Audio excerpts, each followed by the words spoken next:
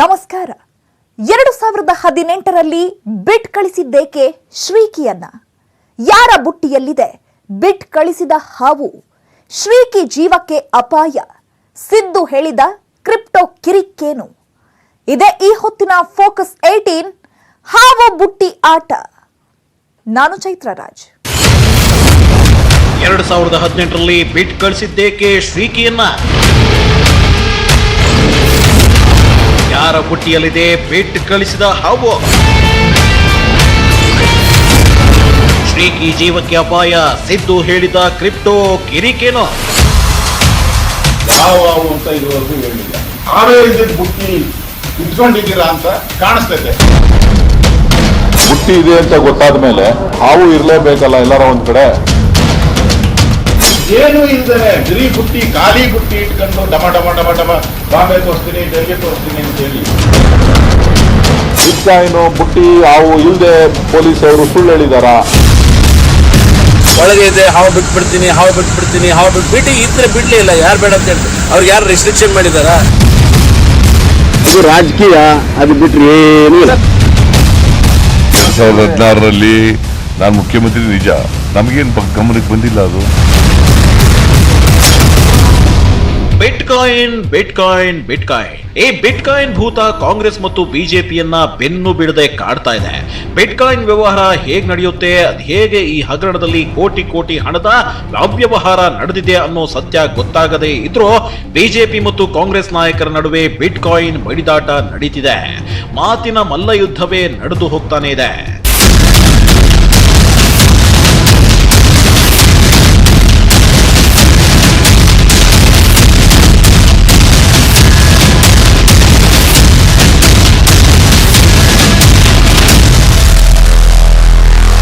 Bitcoin ಸೂತ್ರಧಾರ ಅಂತ ಹೇಳಲಾಗ್ತಿರೋ ಶ್ರೀಕಿಯನ್ನ 2018ರಲ್ಲಿ arrest ಮಾಡಲಾಗಿತ್ತು.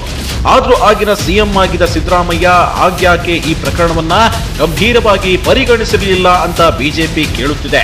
ಇತ್ತ ವಿಪಕ್ಷ ನಾಯಕ ಸಿದ್ದರಾಮಯ್ಯ ಕೂಡ ಆಗ ಶ್ರೀಕಿ ಅರೆಸ್ಟ್ ಆಗಿದ್ದು ಡ್ರಗ್ ಪ್ರಕರಣದಲ್ಲಿ.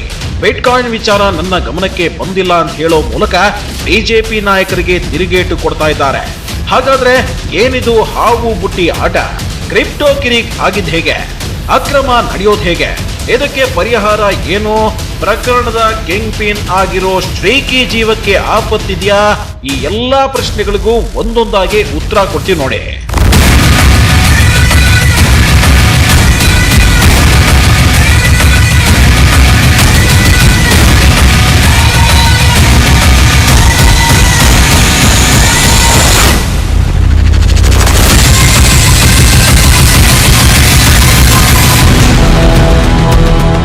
ಶ್ರೀಕಿ ಅಲಿಯಾ ಶ್ರೀಕೃಷ್ಣ ಬಿಟ್ ಹಗರಣದ ಪ್ರಮುಖ ಆರೋಪಿ. ಹ್ಯಾಕಿಂಗ್ ಮೂಲಕ ಕೋಟಿ ಕೋಟಿ ಹಣ ಎಗರಿಸಿದ್ದಾನೆ ಅನ್ನೋ ಆರೋಪ ಹೊತ್ತ ಒನ್ ಅಂಡ್ ಓನ್ಲಿ ಆಸಾಮಿ. ಆದ್ರೆ ಶ್ರೀಕಿ ಯಾರ್ಯಾರ ಅಕೌಂಟ್ನಿಂದ ಎಷ್ಟೆಷ್ಟು ಹಣ ಎಗರಿಸಿದ್ದಾನೆ, ಈತನ ಅಕೌಂಟ್ನಲ್ಲಿ ಅದೆಷ್ಟು ಬಿಟ್ ಕಾಯಿನ್ಗಳಿವೆ, ಅವುಗಳನ್ನ ರಿಕವರಿ ಮಾಡಿಕೊಳ್ಳೋದು ಹೇಗೆ ಅನ್ನೋದು ಪೊಲೀಸರಿಗೆ ಕಗ್ಗಂಟಾಗಿ ಪರಿಣಮಿಸಿದೆ. ಈ ಮಧ್ಯೆ ಈ ಪ್ರಕರಣದಲ್ಲಿ ಬಿಜೆಪಿಯ ಇಬ್ಬರು ನಾಯಕರು ಇದ್ದಾರೆ ಅಂತ ಹೇಳಿ ಕಾಂಗ್ರೆಸ್ ನಾಯಕರು ಆರೋಪಿಸುತ್ತಿದ್ರೆ, ಬಿಜೆಪಿಯವರು ಇದರಲ್ಲಿ ಕಾಂಗ್ರೆಸ್ ಶಾಸಕರ ಮಕ್ಕಳಿದ್ದಾರೆ ಅಂತ ಹೇಳಿ ಆರೋಪಿಸುತ್ತಿದ್ದಾರೆ. ಹೀಗಾಗಿ ಇದರಲ್ಲಿ ಸತ್ಯ ಎಷ್ಟು ಸುಳ್ಳೆಷ್ಟು ಅನ್ನೋದು ಗೊತ್ತಾಗ್ತಿಲ್ಲ. ನಿಜ ಹೇಳಬೇಕು ಅಂದ್ರೆ ಈ ಬಿಟ್ ಕಾಯಿನ್ ಕೇಸ್ ಶುರುವಾಗೋದು ಮತ್ತು ಆರೋಪಿ ಶ್ರೀಕಿ ಪೊಲೀಸರ ಕೈಗೆ ತಗಲಾಕೊಳ್ಳೋದು 2018ರಲ್ಲಿ, ಅಂದ್ರೆ ಸಿದ್ದರಾಮಯ್ಯ ಸಿಎಂ ಆಗಿದ್ದ ಟೈಮಲ್ಲಿ. ಈ ಬಗ್ಗೆ ಸಚಿವ ಆರ್ ಅಶೋಕ್ ಅವರು ಹೇಳೋದೇನು ಗೊತ್ತಾ? 2016ರಿಂದ ಶುರುವಾಗಿರೋದು ಇದು. 16 ಯಾರು? Congress government, Congress ruling party, home minister, chief minister, ಎಲ್ಲ ಮಿನಿಸ್ಟರ್ ಅವ್ರದ್ದೇ ಶುರುವಾಗಿರೋದು ಅವಾಗ. ಈಗ ಯಾಕೆ ಬರ್ತಾ ಇದೆ ಅಂತಂದ್ರೆ, ಇಲ್ಲಿ ಕಾಂಗ್ರೆಸ್ಸಿನ ಕೋಲ್ಡ್ ವಾರ್ ಓಪನ್ ಆಗಿದೆ, ಆಟ ಆಗಿದೆ ಈಗ. 2016ರಲ್ಲಿ ಬಿಟ್ಕಾಯಿನ್ ಹಗರಣ ಶುರುವಾಗಿದೆ. ಕಾಂಗ್ರೆಸ್ನಲ್ಲಿದ್ದಂತಹ ಕೋಲ್ಡ್ ವಾರ್ ಈಗ ಹಾಟ್ ಆಗಿದೆ ಅಂತ ಹೇಳಿ ಸಚಿವ ಆರ್ ಅಶೋಕ್ ಆರೋಪಿಸುತ್ತಿದ್ದಾರೆ. ಅಷ್ಟೇ ಅಲ್ಲ, ಯೂತ್ ಕಾಂಗ್ರೆಸ್ ಚುನಾವಣೆಯಲ್ಲಿ ಬೋಗಸ್ ವೋಟ್ ಹಾಕಿದ ಆರೋಪ ಇತ್ತು. ಇವಾಗ ಸಂಧಾನ ಮಾಡಿ ಅಧಿಕಾರ 50-50 ರಂತೆ ಹಂಚಿಕೊಂಡಿದ್ದಾರೆ. ಮುಂದಿನ ಜನವರಿಯಲ್ಲಿ ಮೊಹಮ್ಮದ್ ನಲ್ಪಾಡ್ ಅಧಿಕಾರ ಸ್ವೀಕಾರ ತಪ್ಪಿಸಲು ಕಾಂಗ್ರೆಸ್ನವರು ಈ ಪ್ಲಾನ್ ಮಾಡ್ತಿದ್ದಾರೆ. ಪ್ರತಿದಿನ ಹೇಳ್ತಾರೆ ಇಬ್ಬರು ನಾಯಕರು ಅಂತ. ಹಾಗಾದ್ರೆ ಯಾರು ಆ ನಾಯಕರು ಎಂದು ಅಶೋಕ್ ಪ್ರಶ್ನಿಸಿದ್ದಾರೆ. ಯಾರೋ ಇಬ್ಬರು ಬಿಜೆಪಿಯ ಉನ್ನತ ನಾಯಕರುಗಳು ಈ ಬಿಟ್ಕಾಯಿನಲ್ಲಿ ಪಾಲ್ಗೊಳ್ಳಿದ್ದಾರೆ ಅಂತ ನಾನು ಸಿದ್ದರಾಮಯ್ಯನವ್ರನ್ನ ಕೇಳಕ್ಕೆ, ಇಷ್ಟೊಂದು ಗೌರವಾನ್ವಿತ ಅಂತ ಹುದ್ದೆಯಲ್ಲಿ ಕುತ್ಕೊಂಡಂತ ತಾವು ಇಬ್ರು ಹೆಸರಿದೆ ಅಂತ ಹೇಳ್ತಾ ಇದ್ದೀರಲ್ಲ, ಬುಟ್ಟಿಯಲ್ಲಿ ನಾನು ಹಾವು ಬಿಡ್ತೀನಿ, ಹೆಬ್ಬಾವು ಬಿಡ್ತೀರಾ, ನಾಗರಾವ್ ಬಿಡ್ತೀರಾ, ಕೆರೆಯಾವ್ ಬಿಡ್ತೀರಾ, ಹಸರಾವ್ ಬಿಡ್ತೀರಾ, ಕೆಂಪಾವ್ ಬಿಡ್ತೀರಾ, ಬಿಳಿ ಹಾವು ಬಿಡ್ತೀರಾ, ಮಂಡಲದಾವ್ ಬಿಡ್ತೀರಾ, ಯಾವ ಅಂತ ಇದುವರೆಗೂ ಹೇಳಿಲ್ಲ. ಆವೇ ಇದ್ದಿದ್ದು ಬುಟ್ಟಿ ಇಟ್ಕೊಂಡಿದ್ದೀರಾ ಅಂತ ಕಾಣಿಸ್ತೈತೆ. ಕೇಳಿದ್ರಲ್ಲ, ಸಚಿವ ಆರ್ ಅಶೋಕ್ ಅವರು ಹೇಳಿದ್ದನ್ನ. ಬಿಜೆಪಿಯವರು ಹಾವೇ ಇಲ್ಲದ ಬುಟ್ಟಿ ಇಟ್ಕೊಂಡು ಹಾವು ಬಿಡ್ತೀವಿ ಅಂತಿದ್ದಾರೆ. ಅವರ ಬುಟ್ಟಿಯಲ್ಲಿ ಹಾವೇ ಇಲ್ಲ ಅಂತ ಹೇಳಿದ್ದಾರೆ. ಅಷ್ಟೇ ಅಲ್ಲ, 2018ರಲ್ಲಿ ಕಬ್ಬನ್ ಪಾರ್ಕ್ ಪೊಲೀಸ್ ಠಾಣೆಯಲ್ಲಿ ಹೊಡೆದಾಟ ಪ್ರಕರಣ ದಾಖಲಾಗಿತ್ತು. ಈ ಪ್ರಕರಣದಲ್ಲಿ ಶ್ರೀಕಿ ಆರೋಪಿಯಾಗಿದ್ದ. ಆಗ ಕಾಂಗ್ರೆಸ್ ಆಡಳಿತದಲ್ಲಿತ್ತು. ಪ್ರಕರಣದಲ್ಲಿ ಮೊಹಮ್ಮದ್ ನಲ್ಪಾಡ್ ಬಂಧನ ಆಗಿದ್ರು, ಶ್ರೀಕಿ ಬಂಧನ ಯಾಕೆ ಆಗಲಿಲ್ಲ, ಯಾರ ಒತ್ತಡ ಇತ್ತು ಅಂತ ಹೇಳಿ ಆರ್ ಅಶೋಕ್ ಪ್ರಶ್ನೆ ಮಾಡಿದ್ದಾರೆ. ಇನ್ನ 2018ರಲ್ಲಿ ಈ ಘಟನೆ ನಡೆದ 3 ತಿಂಗಳ ನಂತರ ಕೋರ್ಟ್ನಲ್ಲಿ ಶ್ರೀಕಿ ಕಾಣೆಯಾಗಿದ್ದಾನೆ ಅಂತ ಹೇಳಿ ಅಫಿಡವಿಟ್ ಸಲ್ಲಿಸಲಾಗಿತ್ತು. ಆ 3 ತಿಂಗಳು ಕಾಂಗ್ರೆಸ್ ಸರ್ಕಾರ ಏನ್ ಮಾಡಿತ್ತು, ಶ್ರೀಕಿಯನ್ನ ಆಗ್ಯಾಕೆ ಬಂಧಿಸಿರ್ಲಿಲ್ಲ ಅಂತ ಹೇಳಿ ಅಶೋಕ್ ಕೈ ನಾಯಕರ ವಿರುದ್ಧ ಕೆಂಡ ಕಾರಿದ್ದಾರೆ. ಹೀಗೆಲ್ಲ ಇದ್ರೂ ಕಾಂಗ್ರೆಸ್ಗೆ ಸುಳ್ಳು ಹೇಳುವುದೇ ಕಸುಬು. ರಾಹುಲ್ ಗಾಂಧಿಗೂ ಉದ್ಯೋಗ ಇಲ್ಲ, ಅದಕ್ಕಾಗಿ ನಾಟಕ ಆಡ್ತಿದ್ದಾರೆ. ದಾಖಲೆ ಇದ್ರೆ ಬಿಡುಗಡೆ ಮಾಡಿ, ಸರ್ಕಾರ ಕಠಿಣ ಕ್ರಮ ಕೈಗೊಳ್ಳಲು ಸಿದ್ಧ ಅಂತ ಸವಾಲು ಹಾಕಿದ್ದಾರೆ. ಇತ್ತ ಸೋಮವಾರ ಇದೇ ವಿಚಾರವಾಗಿ ಮಾತನಾಡಿದ ಕೃಷಿ ಸಚಿವ ಬಿಸಿ ಪಾಟೀಲ್ ಕೂಡ ಹಾವು ಬುಟ್ಟಿಯ ಕಥೆಯನ್ನ ಹೇಳಿ ಕಾಂಗ್ರೆಸ್ ನಾಯಕರನ್ನ ಕುಟುಕಿದ್ದಾರೆ. ಏನೋ ಮಾಡಿ ಬಿಜೆಪಿ ಸರ್ಕಾರ ಕೆಟ್ಟ ಹೆಸರು ತರಬೇಕು ಅನ್ನೋದು 2018ರಲ್ಲಿ ಆಗಿತ್ತು ಅಂತ ಹೇಳ್ತಾರೆ. 2018ರವರೆಗೆ ಎಲ್ಲರೂ ಯಾಕೆ ಕುತ್ಕೊಂಡಿದ್ರು, ಆಯ್ತು 19ರಲ್ಲಿ ಯಾಕೆ ಕುತ್ಕೊಂಡ್ರು, 20ರಲ್ಲಿ ಯಾಕೆ ಸುಮ್ಮನೆ ಈಗ ಇದನ್ನು ಸ್ಟಾರ್ಟ್ ಮಾಡ್ತಾರೆ ಅಂತ ಹೇಳಿದ್ರೆ ಕೆಟ್ಟ ಉದ್ದೇಶ ಇದೆ. ಸರ್ಕಾರಕ್ಕೆ ಕೆಟ್ಟ ಹೆಸರು ತರಬೇಕು ಅನ್ನೋ ದೃಷ್ಟಿಯಲ್ಲಿ ಎಲೆಕ್ಷನ್ ಹತ್ರ ಬರ್ತಾ ಇದ್ದಾವೆ. ಅದಕ್ಕೆ ಜನರ ಮೈಂಡನ್ನು ಡೈವರ್ಟ್ ಮಾಡಲಿಕ್ಕೆ ಅವ್ರು ಮನಸ್ಸಿದ್ದಾಗ ಹೇಳಿಕೆ ಕೊಡ್ತಾ ಇದ್ದಾರೆ. ಎಲ್ಲ ಬೇಸ್ಲೆಸ್ ಅಂಡ್ ಫಾಲ್ಸ್. ಇಬ್ರು ಪ್ರಭಾವಿಗಳಿದ್ದಾರೆ ಅನ್ನೋದು ಆರೋಪ ಮಾಡ್ತಾ ಇರೋದು. ಇದ್ರೆ ಹೇಳಿ, ಅದ್ಯಾಕೆ ಇಬ್ಬರು ಪ್ರಭಾವಿ? ಈ ಹಾವು ಅರ್ಬಿ ಹಾವು ಅಂತ ಹೇಳ್ತಾರೆ. ಒಳಗೆ ಇದೆ ಹಾವು ಬಿಟ್ಬಿಡ್ತೀನಿ ಬಿಟ್ಟು ಇದ್ರೆ ಬಿಡ್ಲೇ ಇಲ್ಲ. ಯಾರು ಬೇಡ ಅಂತ ಹೇಳ್ತಾರೆ? ಅವ್ರಿಗೆ ಯಾರು ರೆಸ್ಟ್ರಿಕ್ಷನ್ ಮಾಡಿದಾರಾ? ಇನ್ನು ಬಿಜೆಪಿ ನಾಯಕರ ಸಮರ್ಥನೆಯ ಹೇಳಿಕೆಗೆ ಕಾಂಗ್ರೆಸ್ ಸಂಸದ ಡಿಕೆ ಸುರೇಶ್ ಸ್ಟಾಂಗ್ ಕೊಟ್ಟಿದ್ದಾರೆ. ಕಾಂಗ್ರೆಸ್ನವರು ಕೇವಲ ಬುಟ್ಟಿ ತೋರಿಸುತ್ತಿದ್ದಾರೆ, ಹಾವು ಇಲ್ಲ ಅನ್ನೋ ಆರ್ ಅಶೋಕ್ ಹೇಳಿಕೆಗೆ ಸುರೇಶ್ ತಿರುಗೇಟು ಕೊಟ್ಟಿದ್ದಾರೆ. ಬಿಜೆಪಿ ನಾಯಕರಿಗೆ ಬುಟ್ಟಿ ಇದೆ ಅನ್ನೋದಾದ್ರೂ ಗೊತ್ತಾಗಿದೆಯಲ್ಲ, ಬುಟ್ಟಿ ಇದ್ದ ಮೇಲೆ ಹಾವಿರುತ್ತೆ, ಹಾವು ಎಲ್ಲೋ ಹೊರಗೆ ಹೋಗಿರಬಹುದು ಅಷ್ಟೇ. ಪೊಲೀಸ್ನವರೇ ಶ್ರೀಕಿ ಬಂಧಿಸಿ 11 ಕೋಟಿ ಮೌಲ್ಯದ ಬಿಟ್ಕಾಯಿನ್ ವಶಪಡಿಸಿಕೊಂಡಿದ್ದೇವೆ ಅಂದಿದ್ರು. ಬುಟ್ಟಿಯಲ್ಲಿ ಹಾವಿಲ್ಲದೆ ಶ್ರೀಕಿಯನ್ನ ಬಂಧಿಸಿದ್ರ ಅಂತ ಕೌಂಟರ್ ಕೊಟ್ಟಿದ್ದಾರೆ. ಬುಟ್ಟಿ ಇದೆ ಅಂತ ಗೊತ್ತಾದ ಮೇಲೆ ಹಾವು ಇರ್ಲೇಬೇಕಲ್ಲ ಎಲ್ಲಾರ ಒಂದ್ ಕಡೆ, ಅಥವಾ ಹಾವು ಎಲ್ಲಾರ ತಪ್ಪಿಸ್ಕೊಂಡು ಹೋಗಿರ್ಬೇಕು. ಅದೆಲ್ಲಿದೆ ಅಂತ ಹೇಳಿ ಬುಟ್ಟಿ ಹೆಂಗ್ ಬಂತು ಅನ್ನೋದನ್ನ ಸ್ಪಷ್ಟಪಡಿಸ್ಬೇಕು. ಬಿಟ್ಕಾಯಿನು ಬುಟ್ಟಿ ಹಾವು ಇಲ್ದೆ ಪೊಲೀಸ್ ಅವರು ಸುಳ್ಳು ಹೇಳಿದಾರ, ಕಾಂಗ್ರೆಸ್ನವರು ಆವಾಡಿಸ್ತಾ ಇದಾರೆ ಅಂತ. ನಾವು ಆವಾಡಿಸ್ತಾ ಇಲ್ಲ. ಬುಟ್ಟಿಲಿ ಇದ್ದಂತ ಹಾವನ್ನ ಹೊರಗಡೆ ಬಿಟ್ಟಿರ್ತಕ್ಕಂಥವ್ರು ನೀವು, ಇದರ ಫಲಾನುಭವಿಗಳು ನೀವು ಸ್ಪಷ್ಟಪಡಿಸ್ಬೇಕು.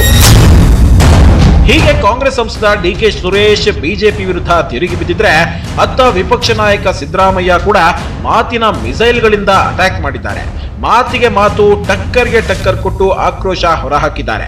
ಕಾಂಗ್ರೆಸ್ ಅವಧಿಯಲ್ಲಿ ಬಿಟ್ಕಾಯಿನ್ ಆರೋಪಿ ಶ್ರೀಕಿ ಬಂಧನ ಏಕೆ ಮಾಡಿಲ್ಲ ಅನ್ನೋ ಸಚಿವ ಆರ್ ಅಶೋಕ್ ಪ್ರಶ್ನೆಗೆ ಉತ್ತರಿಸಿರೋ ಸಿದ್ದರಾಮಯ್ಯ, 2018ರಲ್ಲಿ ನಾನು ಮುಖ್ಯಮಂತ್ರಿ ಆಗಿದ್ದೆ ಹೌದು, ಅದನ್ನ ನಾನು ಇಲ್ಲ ಅಂತ ಹೇಳಿಲ್ಲ. ಆದ್ರೆ ಆಗ ಯಾರು ಕೂಡ ಬಿಟ್ಕಾಯಿನ್ ಬಗ್ಗೆ ದೂರು ಕೊಟ್ಟಿರಲಿಲ್ಲ, ಯಾವುದೇ ಕೇಸ್ ಸಹ ಇರಲಿಲ್ಲ. ಅಂತಹ ಸಂದರ್ಭದಲ್ಲಿ ಹೇಗೆ ನಮಗೆ ಗೊತ್ತಾಗುತ್ತೆ ಅಂತ ಹೇಳಿ ಬಿಜೆಪಿ ವಿರುದ್ಧ ಗುಡುಗಿದ್ದಾರೆ. ಅಷ್ಟೇ ಅಲ್ಲ, ಬಿಟ್ಕಾಯಿನ್ ಪ್ರಕರಣದ ಬಗ್ಗೆ ಒಂದು ವೇಳೆ ಇವರಿಗೆ ಗೊತ್ತಿದ್ರೆ ಯಾಕೆ ಸುಮ್ಮನಿದ್ರು? ವಿರೋಧ ಪಕ್ಷದಲ್ಲಿ ಇದ್ದವರು ಅದನ್ನ ಹೊರತರಬೇಕಿತ್ತು. ಅಂದು ಸುಮ್ಮನೆ ಇದ್ದಿದ್ದು ಯಾಕೆ ಅಂತ ಹೇಳಿ ಸಿದ್ದರಾಮಯ್ಯ ಪ್ರಶ್ನೆ ಹಾಕಿದ್ದಾರೆ. ಅವ್ರಿಗೆ ಗೊತ್ತಿಲ್ವಂತ ಅವ್ರಿಗೆ. ಸರ್ಕಾರ ಬಿಟ್ಬಿಡ್ಲಿ ಅವರು.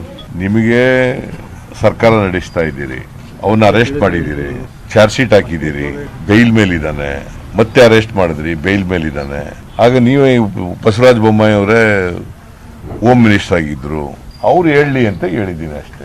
ಅದು ನಮಗೇನು ಗೊತ್ತಿಲ್ಲ. ಆಗ 2016ರಲ್ಲಿ ನಾನು ಮುಖ್ಯಮಂತ್ರಿ ನಿಜ, ನಮಗೇನು ಗಮನಕ್ಕೆ ಬಂದಿಲ್ಲ. ಅದು ಇವನು ಯಾರು ಅಂತ ಗೊತ್ತೂ ಇಲ್ಲ ನಮಗೆ.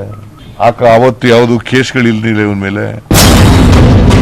ಹೀಗೆ ಪಾಯಿಂಟ್ ಬೈ ಪಾಯಿಂಟ್ ಹಿಡ್ಕೊಂಡು ಪ್ರಶ್ನೆ ಮಾಡಿದ ಸಿದ್ದರಾಮಯ್ಯ ಅಂದು ನಲ್ಪಾಡ್ ವಿರುದ್ಧ ಕ್ರಿಮಿನಲ್ ಕೇಸ್ ದಾಖಲಾಗಿತ್ತು. ಆದ್ರೆ ಆಗ ಬಿಟ್ಕಾಯಿನ್ ಬಗ್ಗೆ ಏನೂ ಕೇಳಿ ಬಂದಿರಲಿಲ್ಲ. ಬಸವರಾಜ ಬೊಮ್ಮಾಯಿ ಗೃಹ ಸಚಿವರಾಗಿದ್ದಾಗ ನಡೆದಿರೋ ಘಟನೆ ಇದು. ಅಶೋಕ್ ಹೋಮ್ ಮಿನಿಸ್ಟರ್ ಆಗಿರಲಿಲ್ಲ. ಆ ಕೇಸ್ನಲ್ಲಿ ಯಾರಿದ್ದಾರೆ ಅನ್ನೋದನ್ನ ಬೊಮ್ಮಾಯಿ ಹೇಳಿ ಅಂತ ಹೇಳಿ ಸಿದ್ದರಾಮಯ್ಯ ತಿರುಗೇಟು ಕೊಟ್ಟಿದ್ದಾರೆ. ಅವನ್ನ ಅರೆಸ್ಟ್ ಆದಾಗ ಹೋಮ್ ಮಿನಿಸ್ಟರ್ ಬಸವರಾಜ ಬೊಮ್ಮಾಯಿ, ಮತ್ತೆ ಅವ್ರ ಪೊಲೀಸ್ ಕಸ್ಟಡಿನಲ್ಲಿ ಇದ್ದಾಗ ಹೋಮ್ ಮಿನಿಸ್ಟರ್ ಬೊಮ್ಮಾಯಿ, ಅವನು ಬೇಲ್ ಮೇಲೆ ರಿಲೀಸ್ ಆದಾಗ ಹೋಮ್ ಮಿನಿಸ್ಟರ್ ಬೊಮ್ಮಾಯಿ. ನಮ್ಮ ಕಾಲದಲ್ಲಿ ಆಗಿತ್ತು ಹಂಗೆ. ನಲ್ಪಾಡ್ ಗಲಾಟೆಯಲ್ಲೇ ಇದು ನಲ್ಪಾಡ್ ಗಲಾಟೆ ಮೇಲೆ ಕ್ರಿಮಿನಲ್ ಏನ್ ಮಾಡ್ಬೇಕು ಅದು ಮಾಡಿದ್ದಾರೆ. ಕಾನೂನು ಪ್ರಕಾರ ಏನ್ ಮಾಡ್ಬೇಕು ಅದು ಮಾಡಿದ್ದಾರೆ. ನಲ್ಪಾಡ್ ಮೇಲೆ ಕೇಸ್ ಹಾಕಿದ್ರು. ಆಗೇನ್ ಮಾಡ್ತಾ ಇದ್ರಿ ಇವರು? ಹೀಗೆ ಬಿಜೆಪಿ ನಾಯಕರ ಮೇಲೆ ಕಾಂಗ್ರೆಸ್ನವರು, ಕಾಂಗ್ರೆಸ್ ನಾಯಕರ ಮೇಲೆ ಬಿಜೆಪಿಯವರು ಮಾತಿನ ಮಲ್ಲಯುದ್ಧ ನಡೆಸುತ್ತಿದ್ದಾರೆ. ಆದ್ರೆ 2018ರಲ್ಲಿ ಆರೋಪಿ ಶ್ರೀಕಿ ಅಲಿಯಾ ಶ್ರೀಕೃಷ್ಣನನ್ನ ಬಿಟ್ಟು ಕಳಿಸಿದ್ಯಾರು? ಈಗ ಹಾವು ಬುಟ್ಟಿ ಆಟದಲ್ಲಿ ಹಾವು ಬಿಟ್ಟಿದ್ಯಾರು? ಬಿಟ್ಟು ಕಳಿಸಿದ ಹಾವು ಯಾರ ಬುಟ್ಟಿಯಲ್ಲಿದೆ ಅನ್ನೋ ಅನುಮಾನಗಳು ವ್ಯಕ್ತವಾಗ್ತಿವೆ. ಇದೇ ಟೈಮಲ್ಲಿ ವಿಪಕ್ಷ ನಾಯಕ ಸಿದ್ದರಾಮಯ್ಯ ಬಿಟ್ಕಾಯಿನ್ ಹಗರಣದ ಪ್ರಮುಖ ಆರೋಪಿ ಶ್ರೀಕಿ ಜೀವಕ್ಕೆ ಅಪಾಯ ಇದೆ ಅಂತ ಹೇಳೋ ಮೂಲಕ ಹೊಸ ಬಾಂಬ್ ಸ್ಫೋಟಿಸಿದ್ದಾರೆ.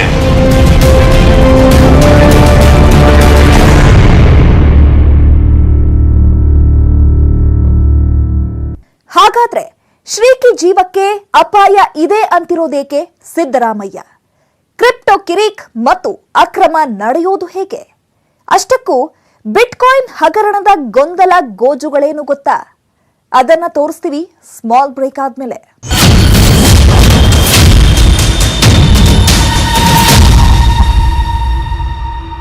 ಬಿಟ್ಕಾಯಿನ್ ಹಗರಣದ ಪ್ರಮುಖ ಆರೋಪಿ ಶ್ರೀಕಿ.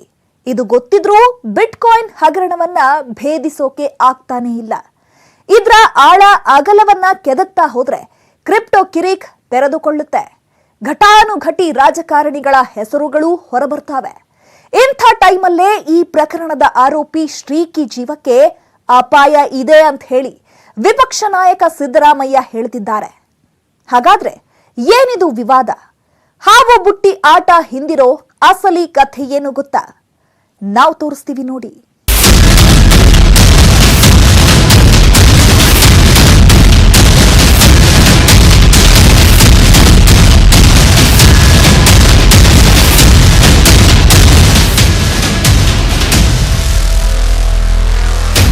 ರಾಜ್ಯ ರಾಜಕಾರಣದಲ್ಲಿ ಬಿಟ್ಕಾಯಿನ್ ಭೂತದ ಜೊತೆಗೆ ಹಾವು ಬುಟ್ಟಿ ಆಟ ಕೂಡ ಜೋರಾಗಿದೆ. ಈ ನಡುವೆ 2016-17ರಲ್ಲಿ ಕಾಂಗ್ರೆಸ್ನವರು ಶ್ರೀಕಿಯನ್ನ ಬಿಟ್ ಕಳಿಸಿದ್ದೇಕೆ ಅಂತ ಹೇಳಿ ಬಿಜೆಪಿ ನಾಯಕರು ತಿರುಗಿ ಬಿದ್ದಿದ್ದಾರೆ. ಆಗ ಸಿದ್ದರಾಮಯ್ಯ ಸಿಎಂ ಆಗಿದ್ರು. ಅದೇ ಟೈಮಲ್ಲಿ ಪ್ರಿಯಾಂಕಾ ಖರ್ಗೆ ಐಟಿ-ಬಿಟಿ ಸಚಿವರಾಗಿದ್ರು. ಆಗ ಖಾಸಗಿ ಕಾರ್ಯಕ್ರಮವೊಂದರಲ್ಲಿ ಪ್ರಿಯಾಂಕಾ ಖರ್ಗೆ ಶ್ರೀಕಿಯನ್ನ ಭೇಟಿಯಾಗಿದ್ರು. ಆತನಿಂದ ಮಾಹಿತಿ ಪಡೆದ ಬಳಿಕವೂ ಕ್ರಮ ಜರುಗಿಸದೇ ಇದ್ದದ್ದು ಯಾಕೆ ಅಂತ ಬಿಜೆಪಿ ವಕ್ತಾರ ಡಾಕ್ಟರ್ ಗಣೇಶ್ ಕಾರ್ಣಿಕ್ ಪ್ರಶ್ನಿಸಿದ್ದಾರೆ. ಅಷ್ಟೇ ಅಲ್ಲ, ಬಿಟ್ಕಾಯಿನ್ ಮತ್ತು ಕ್ರಿಪ್ಟೋ ಕರೆನ್ಸಿ ಬಗ್ಗೆ ತಿಳಿದುಕೊಂಡು ಅನಂತರ ಆ ಮಾಹಿತಿಯನ್ನ ಬಿಚ್ಚಿಟ್ಟಿದ್ದಾರೆ. ಘಟನೆ ಕಾಂಗ್ರೆಸ್ನತ್ತ ತಿರುಗುತ್ತಿದ್ದಂತೆ ಪ್ರಿಯಾಂಕಾ ಖರ್ಗೆ ಅವರ ಜಾಣ ಮೌನ ಆವರಿಸಿರೋದು ಇದಕ್ಕೆ ಸಾಕ್ಷಿಯಾಗಿದೆ ಅಂತ ಹೇಳಿ ಬಿಜೆಪಿ ವಕ್ತಾರ ಡಾಕ್ಟರ್ ಗಣೇಶ್ ಕಾರ್ಣಿಕ್ ಆರೋಪಿಸಿದ್ದಾರೆ. ಆದ್ರೆ ಸಿದ್ದರಾಮಯ್ಯ ಮಾತ್ರ ಆಗ ಶ್ರೀಕಿ ಬಿಟ್ಕಾಯಿನ್ ಹಗರಣದ ಬಗ್ಗೆ ಸದ್ದೇ ಇರಲಿಲ್ಲ. ವಿಪಕ್ಷದಲ್ಲಿ ಕೂತಿದ್ದ ಬಿಜೆಪಿಯವರು ಈ ಪ್ರಶ್ನೆ ಎತ್ತಿರಲಿಲ್ಲ ಅಂತ ಹೇಳಿ ತಮ್ಮ ವಿರುದ್ಧ ಬಂದಿದ್ದ ಆರೋಪಗಳಿಗೆ ತಿರುಗೇಟು ಕೊಟ್ಟಿದ್ದಾರೆ. ಈ ಪ್ರಕರಣದಲ್ಲಿ ಬಿಜೆಪಿಯವರೇ ಇದ್ದಾರೆ ಅಂತ ಹೇಳೋ ಮೂಲಕ ಹಾವು ಬುಟ್ಟಿ ಆಟಕ್ಕೆ ವೇದಿಕೆ ಕಲ್ಪಿಸಿದ್ದಾರೆ. ಅಷ್ಟೇ ಅಲ್ಲ, ಈ ಹಗರಣದಲ್ಲಿ ದೊಡ್ಡ ದೊಡ್ಡ ರಾಜಕಾರಣಿಗಳ ಕೈವಾಡಿದೆ. ಆರೋಪಿ ಶ್ರೀಕಿಗೆ ಸೂಕ್ತ ಭದ್ರತೆ ನೀಡುವಂತೆ ಗೃಹ ಸಚಿವರನ್ನ ಆಗ್ರಹಿಸಿದ್ದಾರೆ.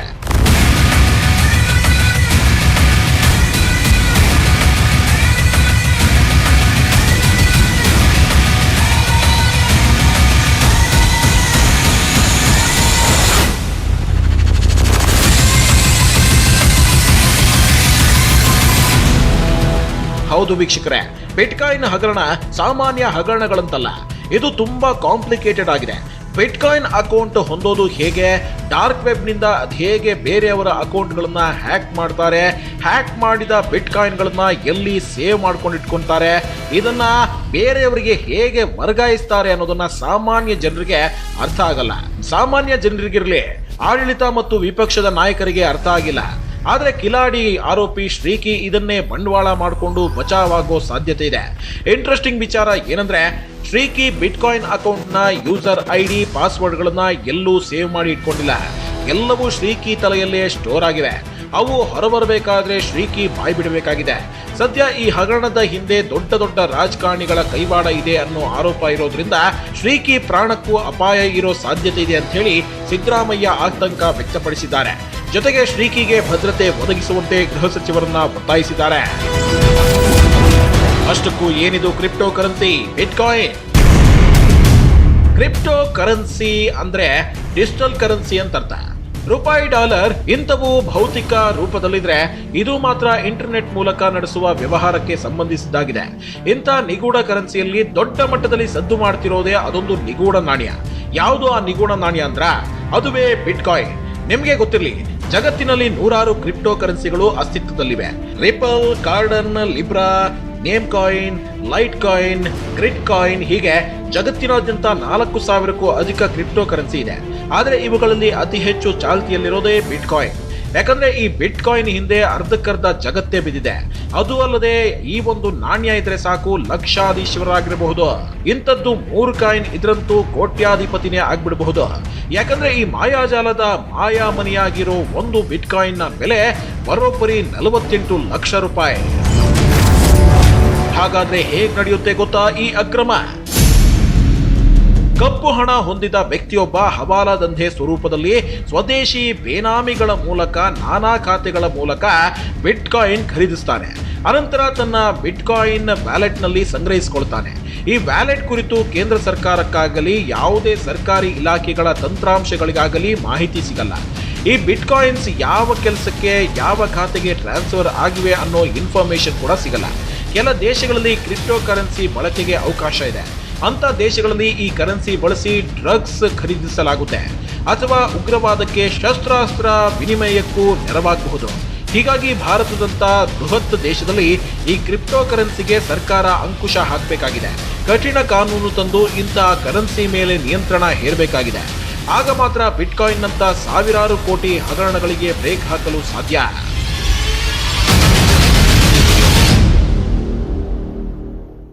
ಸದ್ಯ ರಾಜ್ಯ ರಾಜಕಾರಣದ ಬಿಟ್ಕಾಯಿನ್ ಹಗರಣ ದಿನಕ್ಕೊಂದು ಟ್ವಿಸ್ಟ್ ಪಡ್ಕೊಳ್ತಿದೆ. ಯಾರ ಬುಟ್ಟಿಯಲ್ಲಿದೆ ಬಿಟ್ ಕಳಿಸಿದ ಹಾವು ಅನ್ನೋದು ಸಸ್ಪೆನ್ಸ್ ಆಗೇ ಇದೆ. ಹೀಗಾಗಿ ಹಾವು ಬುಟ್ಟಿ ಆಟ ಇನ್ನು ಕೆಲ ದಿನಗಳ ಕಾಲ ಮುಂದುವರಿಯೋ ಸಾಧ್ಯತೆ ಇದೆ. ಹೀಗೆ ಹೇಳ್ತಾ ಇವತ್ತಿನ ಫೋಕಸ್ 18 ಮುಗಿಸ್ತಾ ಇದ್ದೀವಿ. ನೋಡ್ತಾ ಇರಿ ನ್ಯೂಸ್ 18 ಕನ್ನಡ. ಜಾಲ ನಮ್ಮದು, ಬಲ ನಿಮ್ಮದು.